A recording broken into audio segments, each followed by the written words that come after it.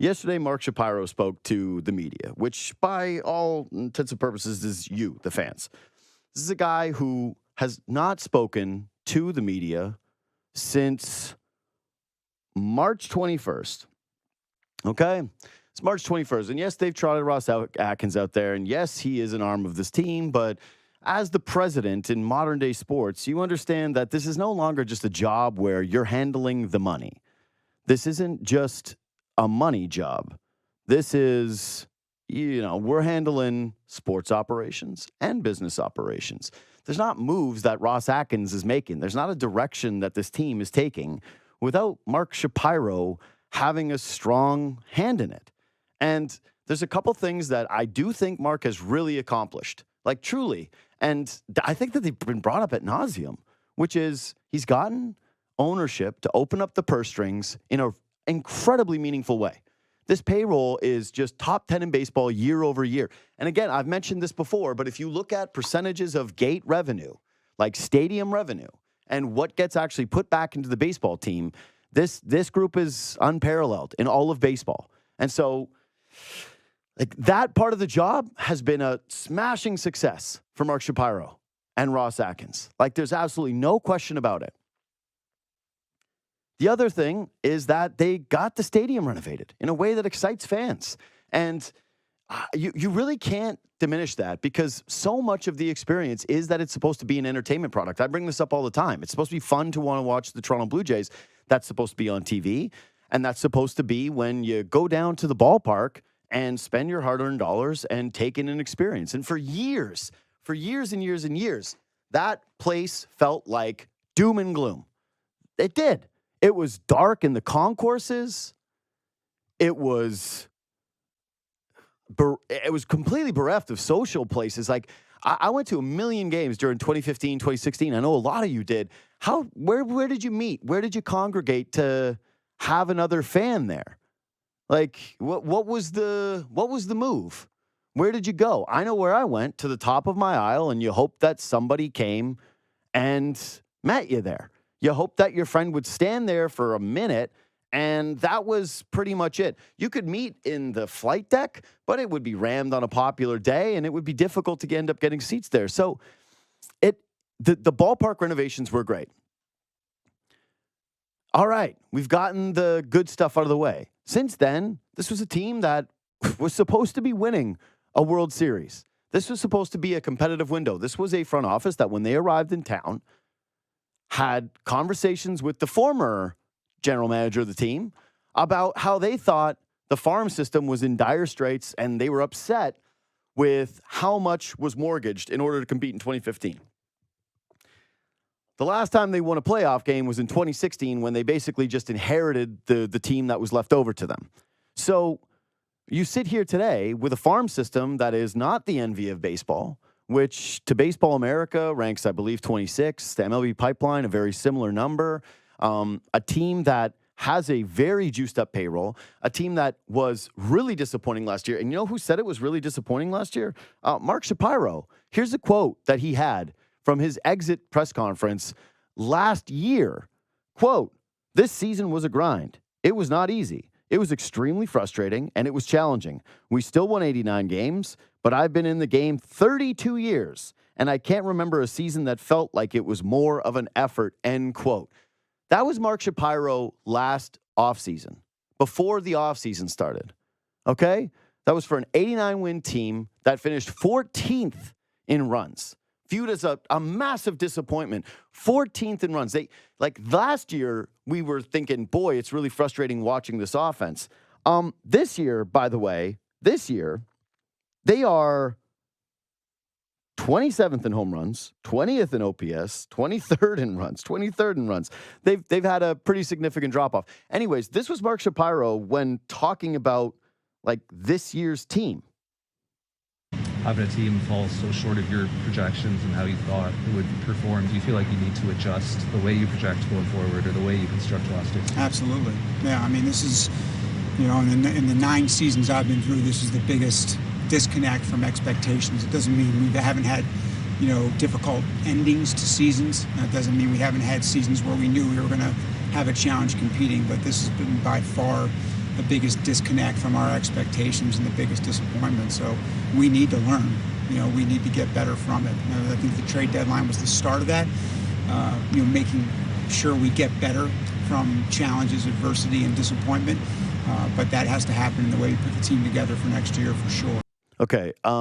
Again, it's been 9 years. I understand we all learn on the job. Like I've been on this job for a decade now, and I learn new things every day. So I'm certainly not trying to pretend like just because you've done a job for a while doesn't mean you can't continue to get better at it. You have to evolve. You have to adapt. You have to continue to get better. So that's an automatic prerequisite for Mark Shapiro. What drives me crazy is when he talks about the disconnect and their biggest disappointment. Like, yes, I guess this is a bigger disconnect. You did finish 14th in runs last year. You finished 14th. And then you went into an offseason, and yeah, you tried to get Shohei Ohtani, and that would have been great, right?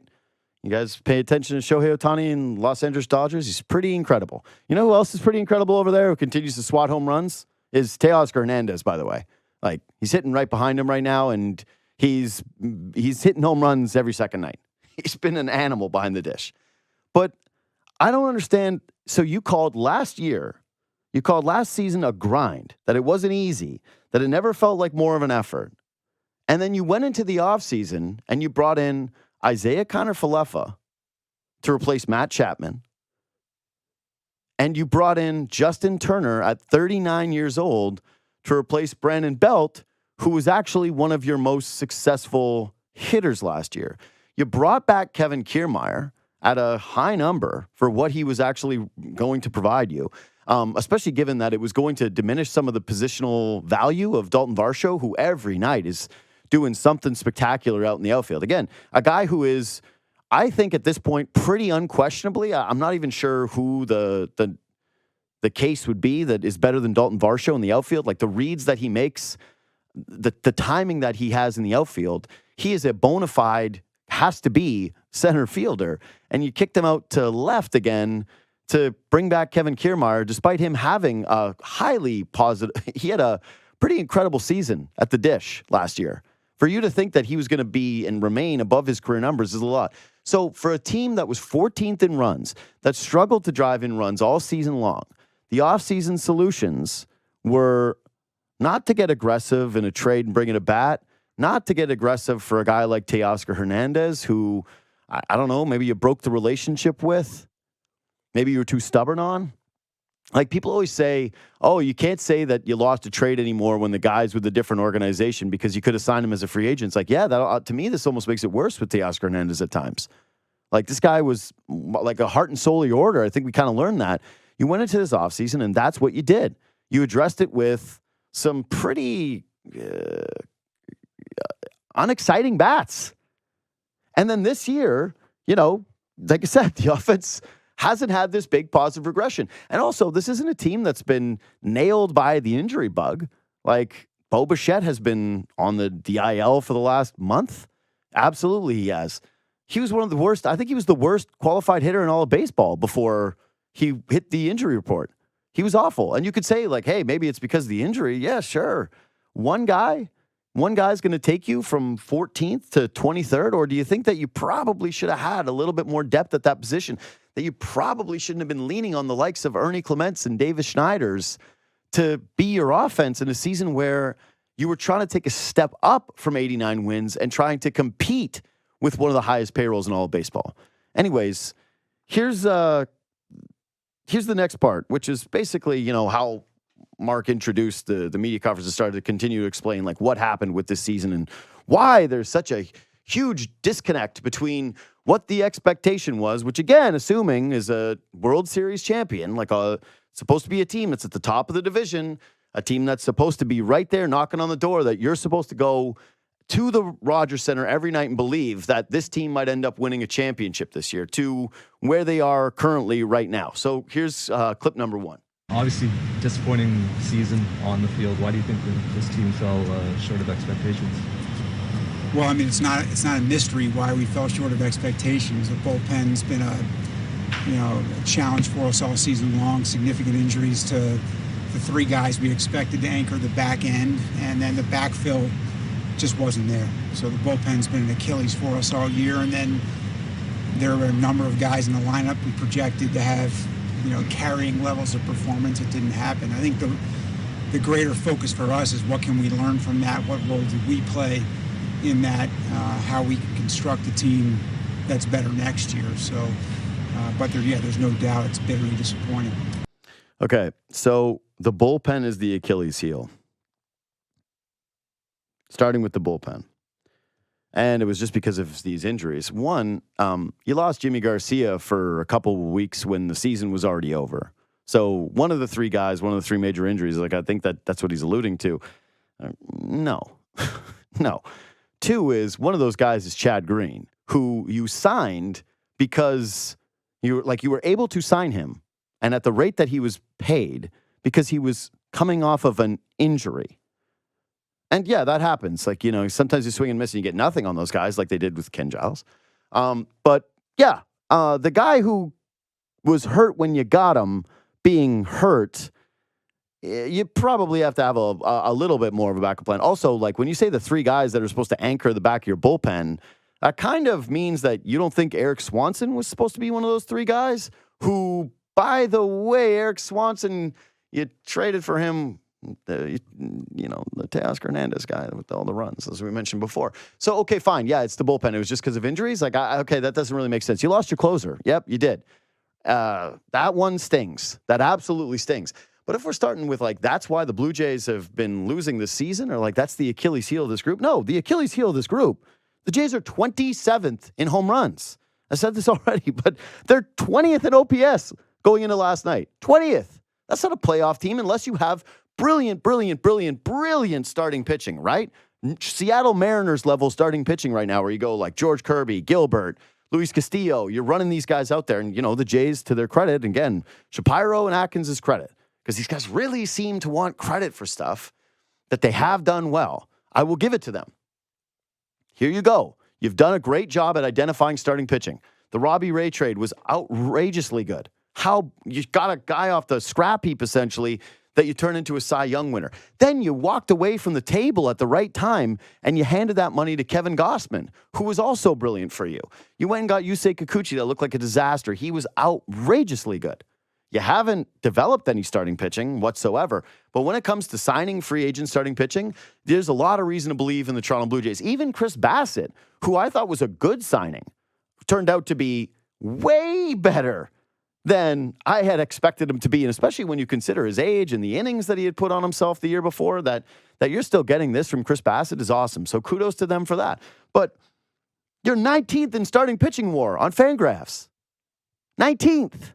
So you're 20th in OPS and 19th in starting pitching. I don't think it's just a bullpen issue. And I know he did mention that a couple of guys didn't meet expectations at the dish. You had a team that last year was 14th. And you didn't add anybody of major consequence. Why were we supposed to believe that it was going to be monumentally different? The positive regression theory that we went into this season with is nuts to me looking back, because there's nobody that's that crazy outside their career norms except for George Springer. But again, you probably should have accounted for the fact that he's an aging player, that his signs of regression were probably going to be a little bit more meaningful, that it was probably going to be a little bit more unlikely that he bounced back and was awesome this year versus the positive regression of Alejandro Kirk, which is actually happening right now. So shout out to Kirky, who's been playing better as of late. I just this whole idea that it's this big sneak up or big surprise. This is the bullpen. You lost Jordan Hicks. You went out and you said, we need Jordan Hicks last year at the deadline. We need more swing and miss. You lost him. Who was he replaced with? Nate Pearson? The bullpen got worse. You didn't add to it. The starting pitching, you started the year with Bowden Francis, who pitched well yesterday. Good job for Bowden Francis. He can have his moments, and you started the year with him as your starting pitcher, as a guy that was going to give you starts. You were banking on Alek Manoah to come back and be something like his regular self when there hadn't really been any indication for that in a while. And again, he was coming off of an injury. And then after that, who was the starting pitcher? What depth had your organization created? The bullpen is not the major issue with this team. If the bullpen was the major issue with this team, if it was the Achilles heel of this team and they were blowing leads every single night, I think that you guys probably would have been able to address that a little earlier in the season, get something done, and salvage this year. The Blue Jays are not what they were in 2021 when it was just painful, awesome team, score a ton of runs, in it every single night, but can't get to the ninth inning because they've just got nobody back there. They didn't address the bullpen because the team also wasn't lining up with it. So I just thought that answer was a little disingenuous and quite frankly, a little annoying. Again, when you have a problem, and I don't understand why these front offices do this. Like, we're all supposed to do this in our day-to-day lives, and there's nobody like a front office that wants to preach accountability more than a front office. And yet when it comes to accountability time, it's like, oh, the bullpen was our Achilles heel. That's what you're going to lead with? Okay, fine, whatever. Anyways, let's play clip 2. What have you learned from that in terms of things that we can see that will be different next year? Continue to learn. I mean, the focus of my conversations with Ross has been around roster construction, handedness, balancing offense and defense, but it's a work in progress. I think there's still a good portion of the season left, so to make final conclusions now would be premature, and that's more for Ross to discuss at the end of the season than me to provide details on. But those are conversations we're having now. Most importantly, just making sure that we don't let a crisis go to waste. And I think again the deadline set the tone for that, and we need to make sure we get better. What was that? Honestly, I'm you all just heard that. You're listening to the show. They asked, what have you learned? That was the question. Because this is a guy that's constantly talking about learning, right? Like, that's what we said. It's like every media conference, he's like, we're learning and we're continuing to learn. And they're 9 years into the learning. And again, like I mentioned before, don't stop learning. That's great. But the question was, are you still learning? It was, what have you learned? And he said right away, continue to learn. What? What? Then he goes on to say that they're having conversations about handedness and okay, it's good. It's really not insightful whatsoever. And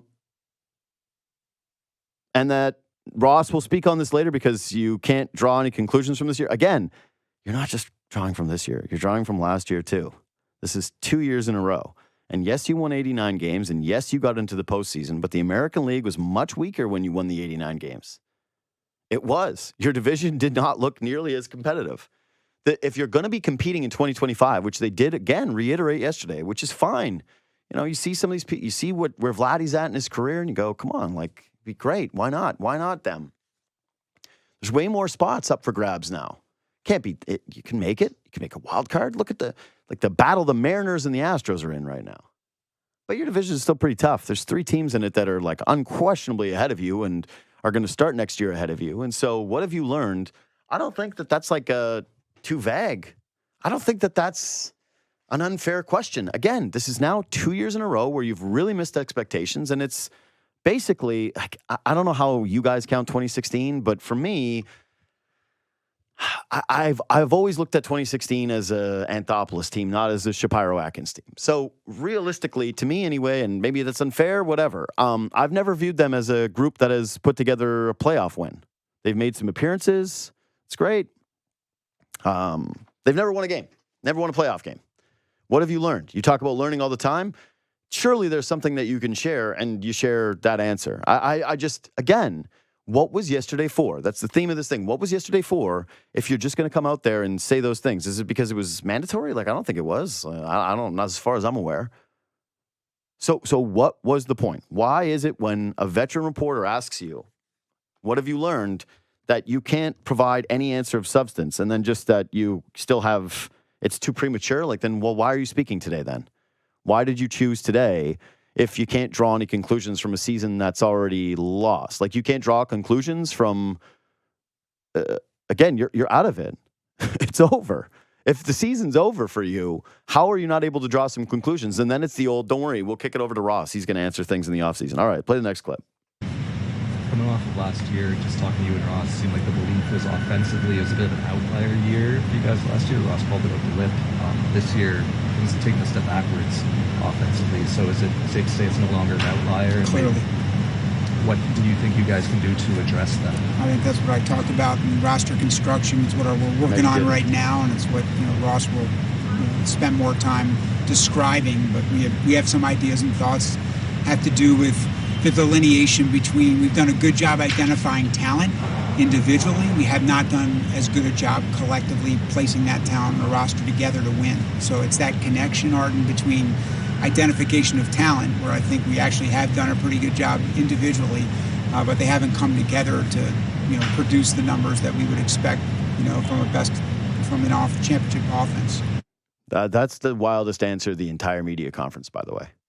We've done a good job at collecting offense individually, or we've done a good job at collecting talent individually. Care to provide some examples of this? Like what? Who are the super talented guys in the roster? Again, you inherited Vladimir Guerrero Jr., your MVP, the guy that looks amazing. Who have you collected? Like what am I missing here? I watch this team every night. What's the talent that they're also? The whole saying about baseball is it's an individual sport masquerading as a team sport. Hard to play like the Houston Rockets angle here of, Daryl Morey saying that you didn't take chemistry into account amongst the players.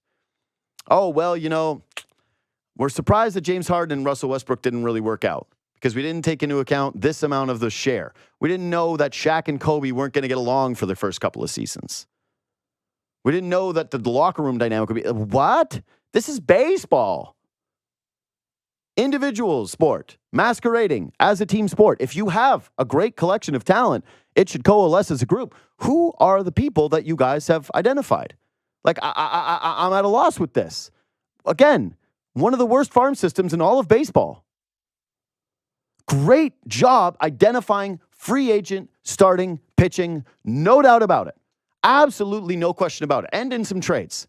I don't know. I actually think that we're kind of at the precipice of not wondering if the Jays won the Barrios trade or not, but like it's I would say becoming a little bit more of a debate considering, the way he's pitched this season. And if you look at the entire body of work, which is kind of closer to actually what his entire career has been. But either way, it's just like, it's not a slam dunk one. But the pitching has been great. It really has been. And they've won a lot of games. They've won a lot of regular season games. And they do deserve credit for that. But just, I don't get why in a lost season, when you're holding a media conference, you snap back at the reporter who asked the question and say that you answered it earlier. Like, he's not stupid. He knows you didn't answer that question earlier. That's why he asked it. Everyone wants to know those questions. Like, if it's not an aberration, what is going to change? Because you guys are asking for continuity and you're asking for the trust of the public and the Blue Jays faithful. Time and time again, you're willing to come to the table and ask for it. But then you can't tell anybody why you deserve it. Like what you're learning, what adjustments you want to make. What like you don't have to throw anybody under the bus. I never expected him to show up yesterday and go, Ross Atkins is going to be fired. Like everyone fixated on the whole, like he believes in continuity thing. It's like, yeah, okay. He's not going to fire Ross Atkins in the middle of at the end of the summer. If there's an off-season change, which, by the way, Atkins is a longer contract than Shapiro does, which I actually think is kind of an interesting wrinkle in all this. But either way, I'm not a fool. Like I'm not the sharpest tool in the shed, but I'm not a fool to believe like this guy was going to come out here and again provide all the answers and all the details and break everything down and just say, hey, you want to look through my phone? Like no, obviously it wasn't going to be like that. But to snap back at that question, say, oh, I answered it early. No, you didn't. And then to provide that answer where you're saying you've done a good job at identifying individual talent. Like who are they? Because you traded for an incredibly great defensive outfielder, which is good. I like Varsho, and I think the trade looks better, even though, again, he hits 200 and sub 700 OPS. And when you did make that trade, you started him as a cleanup hitter, which means that You didn't just think you were getting a good defensive outfielder. I think that's pretty clear, even if he has exceeded your expectations as an outfielder. Like, where's the other collection of talent? Are you referring to, Spencer Horowitz and Ernie Clement? Like, who are these people? Are you referring to Justin Turner, who you traded away? I don't get it. Good job individually. Not a good job of them coming together. Okay, next clip. Rick, you mentioned how you value stability over the course of your career. How do you Not just me. I mean, you look at the best-in-class organizations and, sports teams. There are sports teams that weather, pressure and weather, challenges and stick with people and allow them to make adjustments. For sure. But in this instance, as you're making decisions for this organization, how do you weigh when stability makes sense versus stability having had an extended period of time and maybe change needed to shift things in a different direction? Well, if you're certain you can be better, you make a change. How do you assess that? I'm not going to go through that with you now. It's a personal and a process I would go through. Again, it's personal.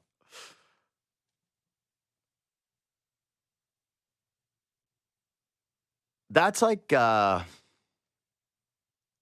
when they asked LeBron James about what his favorite scene in The Godfather is, and he's like, "Hey, man, every movie's 9 hours long. What do you want me to say?" Or they asked Donald Trump what his favorite verse in the Bible is, and he's like, "It's private." And you're like, "Wait, the Book of Worship that that is shared around the globe, the world's most that's the personal." Okay, again, what is personal about that answer? Like I'm at a loss for that. Like, that's a great move to pull. And this is some good movery in this answer. This is a good movery answer. Because one, you get to play it's personal, as though, like, why are you off sick from work today? It's personal. Okay, you get one of those. You get a couple of those. I think at work for 2 weeks. I want to know more than it's personal. So if you want 9 years of continuity, you want a decade at the helm, I don't know.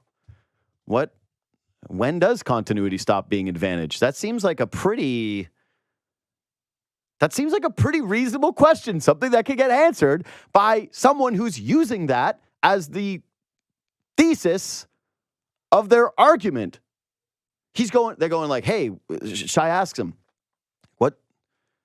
you guys have had a lot of time, a lot of continuity. And he interrupts him and he goes like, the best part of this is, the organizations see it through. Yeah, like obviously every organization has to see through some difficult times. Not every single team wins World Series after World Series after World Series. It's not that binary. But how many front offices out there now have 9 seasons where they haven't, or let's put 8. Where they, that have put an organization in a place like this and then brought it back. And that have won, the argument here is that continuity is for the best. You know why, too? The organizations that win, they don't want to break them up. Like, yeah, there's a reason why the Spurs have great continuity. You know why? They won lots of championships. They said R.C. Buford, winner many times over. Found Manu Ginobili, found Tony Parker. Keep. Good idea. Strong idea, in fact. You find winners, you want to keep the winners. I want to know all the examples of these organizations that have lost for nearly a decade, that have kept the front offices intact, and then it turned out to be a stroke of genius. I'm guessing that there's far more in the didn't work out column than there is in the did work out column. Like, these are such vague things. Like, when are we supposed to know? So everyone goes continuity. And I agree. I think it's the same thing. Man, like any job you do, like you having consistency is going to allow you to eventually find out who you are. You got a good boss. He's still around. You got good people around you. They stick with you for a while. I can speak to it from like a show standpoint. It's awesome having continuity. It really is. So I understand why he would want it, but at some point, when does the rubber meet the road? What was the point of this media conference? Why did I have the bull, Bart? Why did I have the bull? I can't for the life of me gather what yesterday was all about. And that's why I'm annoyed. I didn't want all the answers. To reiterate this, I know I want to go in circles here. I didn't want all the answers. I didn't want the keys to the kingdom. I didn't want to look through Mark Shapiro's phone. But I think that for a guy that's the president of the organization, that's been given this much wiggle room financially, that had this much expectation from fans, right? Isn't that supposed to be the thing? Great expectation comes great responsibility. You get tons of expectations. You had all the money, you had all the prospects. You inherited Vladimir Guerrero Jr., got Bo Bichette. You had all the purse strings open to you in a beautiful competitive window where the Yankees were down and the Orioles were rebuilding and the Red Sox were down.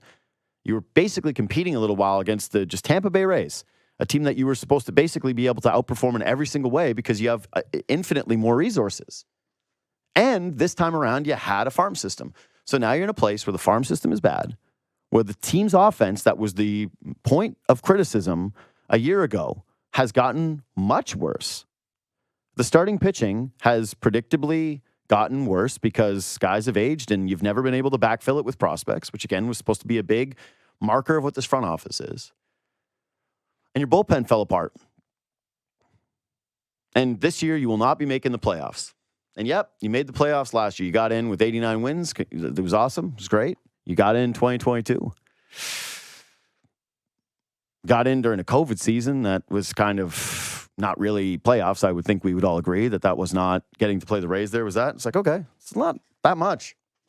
It's really not that much that you've accomplished. You never won the division. This wasn't some massive track records of success that these guys were walking from that elicited the benefit of the doubt. At some point, what does accountability mean then? Because they say they're learning, they say there's accountability, and then yet when you get these little opportunities to do so, there's nothing. It's basically crickets. It's those answers that I just played for you. So I don't know how you could hear that stuff as a fan and not be frustrated. I don't know how you could hear that stuff as a fan and not feel trapped and not go what does it matter then? What does it matter then? If the losing continues and a team that's difficult to watch continues to be this way, and then the answers that we're given are we're still learning. It's kind of want you to at some point figure some of this out. And I think if you're not going to figure it out, you probably at least owe the people a bit of an explanation as to why.